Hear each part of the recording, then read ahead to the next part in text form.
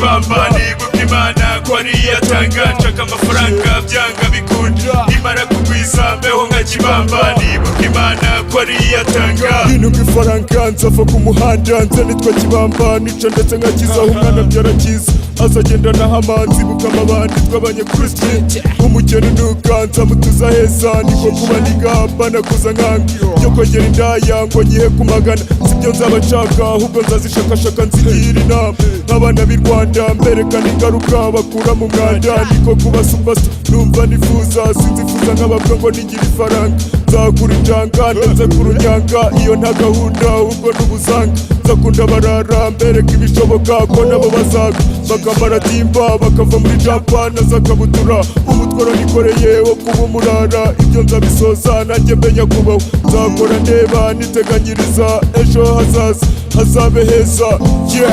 MD Young Force Managing Director nimara kugwiza mbeho nka kibamba nibuka Imana ko ari iyatanga nshaka amafaranga byanga bikunda nimara kugwiza mbeho nka kibamba nibuka Imana ko ari iyatanga Strabo nakinye gutera ikwajo mbicike imizigo nikoreye nayo nyiruhuke inzozi z'ibimpamo umutwe uruhuka umujinya n'agahinda nagize mbyibuke nzibuka aho mvuye ku buzima ritanje gahunda niteganyiriza nshakisha ubwenge nsubire classe nkomereze kuyo mfite abasize Chelsea twongere duhure babwire ko naje mbabure batinye bibutse ko bansize ntibibuke ko nyene sinzirengagiza umwanda nabonye mabuso nzakunda na suru wibera prison ibibazo byo byumve nshaka ibisubizo hano ube hafi ugushaka kwiba nubwo ari iby'isi nabyo byiberemo nzirengagiza ibicumuro mbeho ku masomo nibuka ku buzima nabonye mu biraro ibinyendero byarambizane mu rugo bitazaba nkanjye mayiboborwa nyayo nsenga mbikuye ku mutima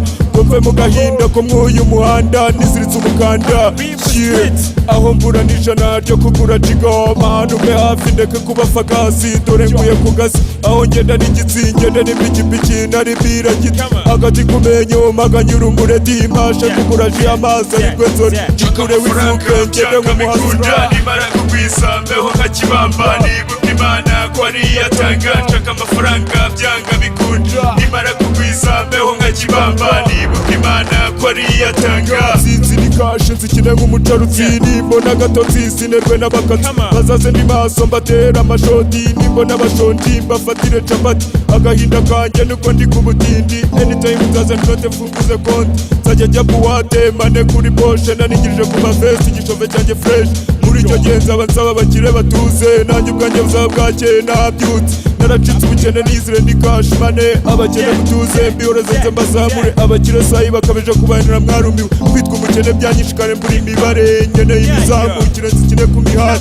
batengire banshakishe banege nk'inkware nzi neza ko ukizashakishwa nk'isanane simunoye ngo nyire kuko niyamamaje kandi nimbona ibiceri muzaza munyiyambaza nshora umutwe amaboko n'amaguru nshakishe hasi hejuru byange bikunde niberekete nirwa nsabiriza banyima sigarete bintera agahinda nkakinya shikarete nce kure namitetere mburirwe nicare taburete nizeye ko bizashira nicara mu madiva ndeba clip nsaba manza kureba ko atanye imyenda ifeke Young Force waze maniga nshaka amafaranga byanga bikunda nimara kugwiza mbeho nka kibamba nibuka Imana ko ari iyatanga nshaka amafaranga byanga bikunda nimara kugwiza mbeho nka kibamba nibuka Imana ko ari iyatanga What's up people? I tell you my dream to the vision future. This is Young Force. Let's go.